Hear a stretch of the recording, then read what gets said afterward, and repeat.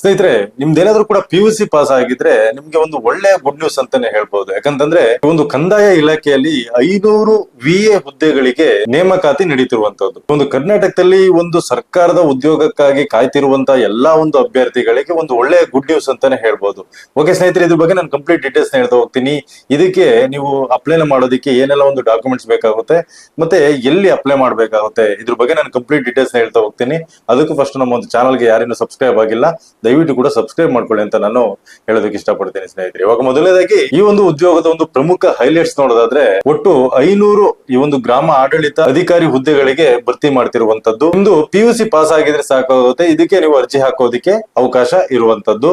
ಅದೇ ರೀತಿಯಾಗಿ ಒಂದು ಕರ್ನಾಟಕ ಪರೀಕ್ಷಾ ಪ್ರಾಧಿಕಾರ ಅಂದ್ರೆ KEA ಇದ್ರ ಮೂಲಕ ನೇಮಕಾತಿ ನಡೀತಿರುವಂತದ್ದು. ಹಾಗೆ ಇದನ್ನ ಸ್ಪರ್ಧಾತ್ಮಕ ಪರೀಕ್ಷೆಯ ಮೂಲಕ ಆಯ್ಕೆ ಮಾಡುವಂತದ್ದು. ಹಾಗೆ ಸ್ಥಿರ ಸರ್ಕಾರಿ ಉದ್ಯೋಗ, ಅದೇ ರೀತಿಯಾಗಿ ಉತ್ತಮ ವೇತನ ಕೂಡ ಇರುವಂತದ್ದು. ಹಾಗೇನೆ ಭತ್ಯೆಗಳು ಕೂಡ ಸಿಗುವಂತದ್ದು, ಅಂದ್ರೆ TADA ಏನೆಲ್ಲ ಹೇಳ್ತೀವಲ್ವಾ, ಅದೆಲ್ಲದೂ ಕೂಡ ಸಿಗುವಂತದ್ದು. ಹಾಗೆ ನೀವು ಒಂದು ಹುದ್ದೆ ಹೆಸರೇನಂತ ನೋಡೋದಾದ್ರೆ, ಗ್ರಾಮ ಆಡಳಿತ ಅಧಿಕಾರಿ ಅಂದ್ರೆ VA ಏನ್ ಬರ್ತಾರಲ್ವಾ, ಅವರು ವೇತನ ನೋಡೋದಾದ್ರೆ ನಿಮ್ಗೆ ಸ್ಟಾರ್ಟಿಂಗು 21,400 ರಿಂದ 42,000 ಕೂಡ ನಿಮ್ಗೆ ಈ ಒಂದು ವೇತನ ಇರುವಂತದ್ದು. ಹಾಗೆ ಈ ಒಂದು ಕೆಲಸದ ಸ್ಥಳ ನೋಡೋದಾದ್ರೆ, ನಿಮ್ಗೆ ಈ ಒಂದು ಕರ್ನಾಟಕದ ಎಲ್ಲಾ ಡಿಸ್ಟ್ರಿಕ್ಟ್ ಗಳಲ್ಲೂ ಕೂಡ ನಿಮ್ಗೆ ಈ ಒಂದು ಖಾಲಿ ಇರುವಂತಹ ಹುದ್ದೆಗಳಿಗೆ ಭರ್ತಿ ಮಾಡುವಂತದ್ದು. ಹಾಗೆ ನೀವು ಒಂದು ಕ್ವಾಲಿಫಿಕೇಶನ್ ನೋಡೋದಾದ್ರೆ, ಈ ಒಂದು ಅಭ್ಯರ್ಥಿಯು ಕಡ್ಡಾಯವಾಗಿ ದ್ವಿತೀಯ PUC ನ ಪಾಸ್ ಆಗಿರ್ಬೇಕಂದ್ರೆ ಸೆಕೆಂಡ್ PUC ನ ಪಾಸ್ ಆಗಿರ್ಬೇಕಾಗುತ್ತೆ. ಹಾಗೆ ನೀವು ಒಂದು ವಯೋಮಿತಿ ನೋಡೋದಾದ್ರೆ, ಸಾಮಾನ್ಯ ವರ್ಗದವರಿಗೆ 35 ವರ್ಷನ ಕೊಟ್ಟಿರುವಂತದ್ದು. ಹಾಗೇನೆ OBC ಗೆ 38 ವರ್ಷದವರೆಗೂ ಕೂಡ ಅವಕಾಶ ಇರುವಂತದ್ದು ಈ ಒಂದು ಅಪ್ಲೈ ಮಾಡೋದಕ್ಕೆ ಜಾಬ್ಗೆ. ಹಾಗೇನೆ SC ST ಅಭ್ಯರ್ಥಿಗಳಿಗೆ ಈ ಒಂದು 40 ವರ್ಷದವರೆಗೂ ಕೂಡ ಈ ಒಂದು ಅವಕಾಶ ಇರುವಂತದ್ದು.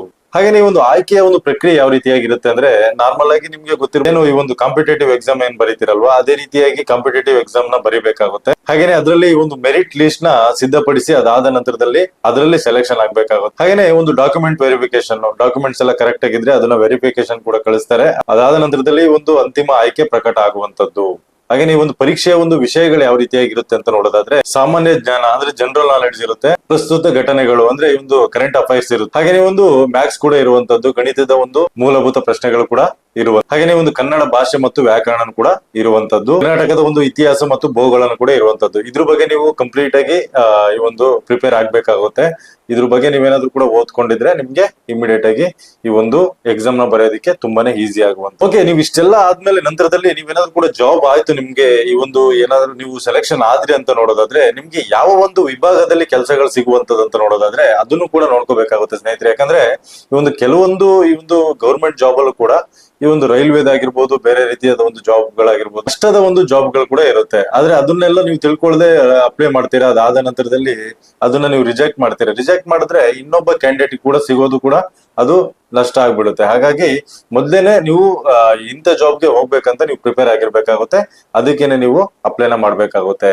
ಇವಾಗ ಇದ್ರಲ್ಲಿ ನಿಮ್ಗೆ ಯಾವ ರೀತಿಯಾದ ಒಂದು ಜಾಬ್ಗಳು ಇರುವಂತದಂತ ನೋಡೋದಾದ್ರೆ, ಈ ಒಂದು ಗ್ರಾಮ ಭೂ ದಾಖಲೆಗಳ ನಿರ್ವಹಣೆ ಮಾಡುವಂತದ್ದಾಗಿರ್ಬೋದು, ಅದೇ ರೀತಿಯಾಗಿ ಒಂದು ಪಾಣಿ ಅಂದ್ರೆ RTC ಮತ್ತು ಭೂ ದಾಖಲೆಗಳ ಅಪ್ಡೇಟ್ ಇರುವಂತದ್ದು, ಹಾಗೇನೆ ಸರ್ಕಾರದ ಯೋಜನೆಗಳ ಅನುಷ್ಠಾನ, ಹಾಗೇನೆ ಈ ಒಂದು ಸಾರ್ವಜನಿಕರಿಗೆ ಸೇವೆ ಒದಗಿಸುವಂತದ್ದಾಗಿರ್ಬೋದು, ಅದೇ ರೀತಿಯಾಗಿ ಒಂದು ಆದಾಯ ಮತ್ತು ಭೂ ಸಂಬಂಧಿತ ವರದಿ ತಯಾರಿಸುವುದು ನಿಮ್ಮ ಒಂದು ಕೆಲಸ ಆಗಿರುವಂತದ್ದು. ಇದರಲ್ಲಿ ನಿಮ್ಗೆ ಪ್ರಮುಖ ಒಂದು ಕರ್ತವ್ಯಗಳು ಇರುವಂತದ್ದು. ಈ ಒಂದು ಜಾಬ್ಗೆ ಏನಾದ್ರು ಕೂಡ ನೀವು ಸೆಲೆಕ್ಷನ್ ಆದ್ರೆ, ಎಲ್ಲದೂ ಕೂಡ ಕಂಪ್ಲೀಟ್ ಆದ್ರೆ, ನಿಮ್ಗೆ ಏನೆಲ್ಲ ಒಂದು ಫೆಸಿಲಿಟಿಗಳು ಅಂದ್ರೆ ಏನೆಲ್ಲ ಒಂದು ಸೌಲಭ್ಯಗಳು ಸಿಗುತ್ತೆ ಅಂತ ನೋಡೋದು, ನಿಮ್ಗೆ ಒಂದು ಮೂಲ ವೇತನ 21,000ದಿಂದ 40,000 ಕೂಡ ಸಿಗುವಂತದ್ದು. ಹಾಗೆ ಒಂದು ಮನೆ ಬಾಡಿಗೆಯ ಒಂದು ಭತ್ಯೆಯನ್ನು ಕೂಡ ಸಿಗುವಂತದ್ದು. ಹಾಗೆ ಒಂದು ಪ್ರಯಾಣದ ಒಂದು ಭತ್ಯೆ ಅಂದ್ರೆ TA ಕೂಡ ಸಿಗುವಂತದ್ದು. ಹಾಗೆ ವೈದ್ಯಕೀಯ ಸೌಲಭ್ಯಗಳು ಕೂಡ ಸಿಗುವ. ಹಾಗೆ ಇದರಲ್ಲಿ ನಿಮ್ಗೆ ನಿವೃತ್ತಿ ಆದಂತ ಸಂದರ್ಭಗಳಲ್ಲಿ ಈ ಒಂದು ಪೆನ್ಷನ್ ಕೂಡ ಬರುವಂತ. ಹಾಗಿದ್ರೆ ಈ ಒಂದು ಜಾಬ್ಗೆ ಅಪ್ಲೈ ಮಾಡೋದಕ್ಕೆ ಏನೆಲ್ಲ ಒಂದು ಡಾಕ್ಯುಮೆಂಟ್ಸ್ ಗಳು ಬೇಕಾಗುತ್ತೆ ಅಂತ ನೋಡೋದಾದ್ರೆ, ಜಾತಿ ಪ್ರಮಾಣ ಪತ್ರ ಬೇಕಾಗುವಂತದ್ದು ಅಂದ್ರೆ ಕ್ಯಾಸ್ಟ್ ಸರ್ಟಿಫಿಕೇಟ್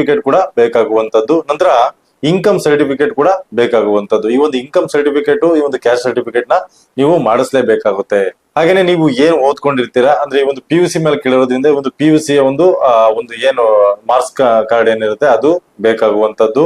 ಹಾಗೇನೆ ಈ ಒಂದು ಆಧಾರ್ ಕಾರ್ಡ್ ಆಗಿರ್ಬೋದು, ವೋಟರ್ ID ಇದೆಲ್ಲದೂ ಕೂಡ ಬೇಕಾಗುವಂತದ್ದು. ನಂತರದಲ್ಲಿ ನಿಮ್ಮ ಒಂದು ಸಿಗ್ನೇಚರ್ ಮತ್ತೆ ಫೋಟೋ ಇದೆಲ್ಲದೂ ಕೂಡ ಬೇಕಾಗುವಂತದ್ದು ನಿಮ್ಗೆ ಈ ಒಂದು ಜಾಬ್ಗೆ ಅಪ್ಲೈ ಮಾಡೋದಕ್ಕೆ.